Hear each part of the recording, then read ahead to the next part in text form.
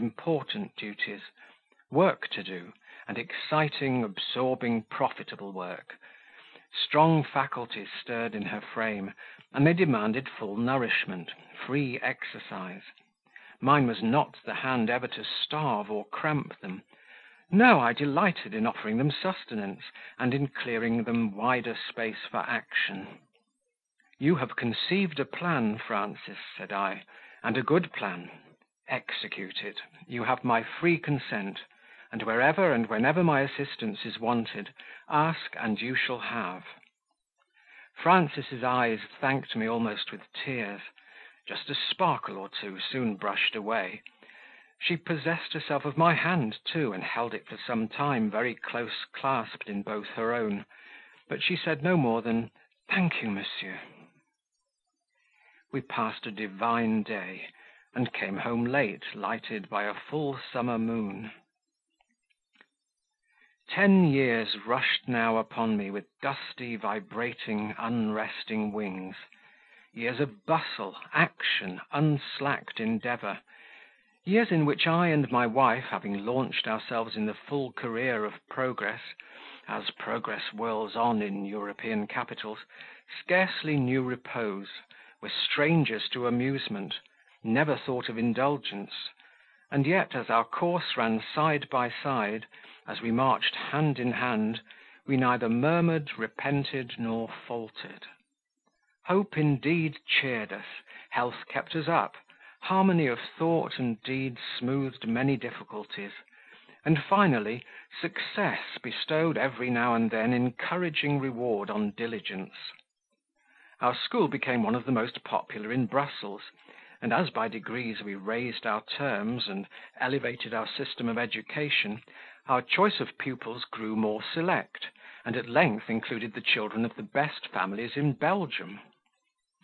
We had, too, an excellent connection in England, first opened by the unsolicited recommendation of Mr. Hunsden, who, having been over, and having abused me for my prosperity in set terms, went back, and soon after sent a leash of young shire heiresses, his cousins, as he said, to be polished off by Mrs. Crimsworth. As to this same Mrs. Crimsworth, in one sense she was become another woman, though in another she remained unchanged. So different was she under different circumstances, I seemed to possess two wives. The faculties of her nature, already disclosed when I married her, remained fresh and fair, but other faculties shot up strong, branched out broad, and quite altered the external character of the plant. Firmness, activity, and enterprise, covered with grave foliage, poetic feeling, and fervour. But these flowers were still there, preserved pure and dewy under the umbrage of later growth and hardier nature. Perhaps only I in the world knew the secret of their existence, but to me they were ever ready to yield an exquisite fragrance, and present a beauty as chaste as radiant. In the daytime my house and establishment were conducted by Madame the Directress, a stately and elegant woman, bearing much anxious thought on her large brow, much calculated dignity in her serious mien. Immediately after breakfast I used to part with this lady. I went to my college, she to her schoolroom. Returning for an hour in the course of the day, I found her always in class, intently occupied. Silence, industry, observance attending on her presence.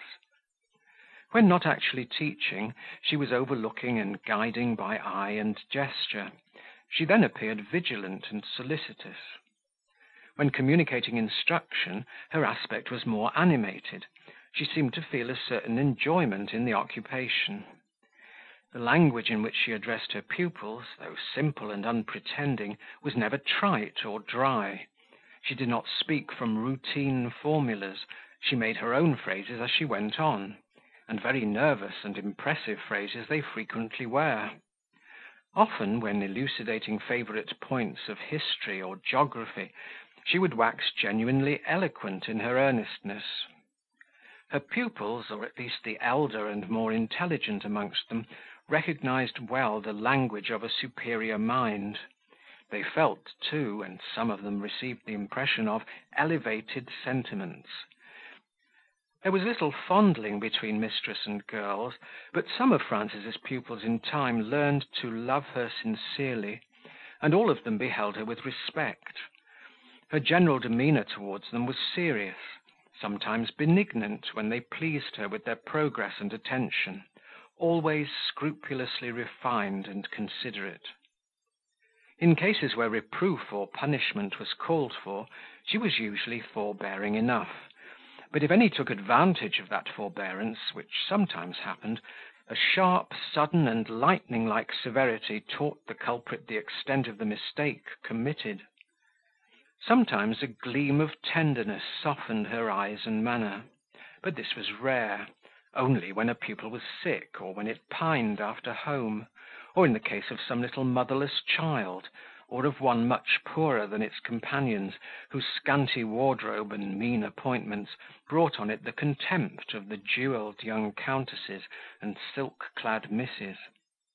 Over such feeble fledglings the directress spread a wing of kindliest protection. It was to their bedside she came at night to tuck them warmly in. It was after them she looked in winter to see that they always had a comfortable seat by the stove.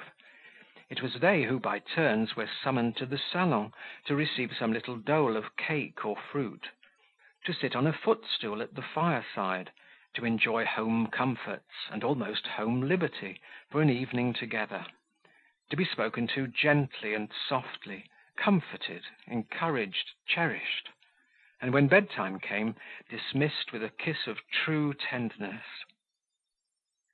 As to Julia and Georgiana G., daughters of an English baronet, as to Mademoiselle Mathilde de, heiress of a Belgian count, and sundry other children of patrician race, the directress was careful of them as of the others, anxious for their progress, as for that of the rest, but it never seemed to enter her head to distinguish them by a mark of preference.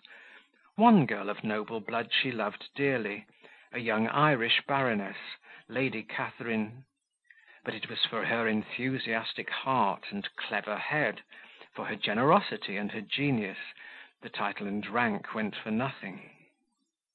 My afternoons were spent also in college, with the exception of an hour that my wife daily exacted of me for her establishment, and with which she would not dispense. She said that I must spend that time amongst her pupils to learn their characters, to be au courant with everything that was passing in the house, to become interested in what interested her, to be able to give her my opinion on knotty points when she required it, and this she did constantly, never allowing my interest in the pupils to fall asleep, and never making any change of importance without my cognizance and consent. She delighted to sit by me when I gave my lessons in literature. Her hands folded on her knee, the most fixedly attentive of any present.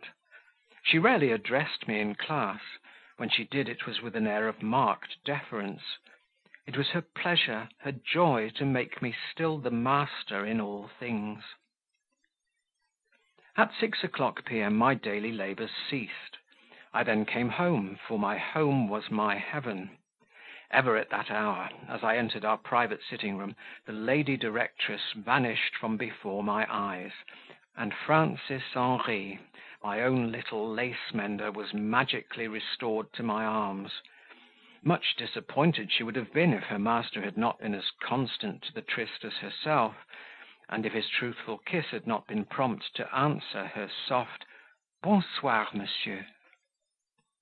Talk French to me she would, and many a punishment she has had for her wilfulness. I fear the choice of chastisement must have been injudicious, for instead of correcting the fault, it seemed to encourage its renewal. Our evenings were our own. That recreation was necessary to refresh our strength for the discharge of our duties.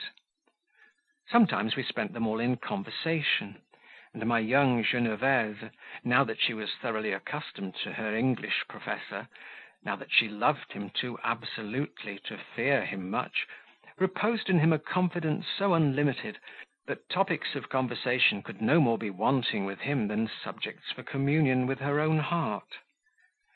In those moments, happy as a bird with its mate, she would show me what she had of vivacity, of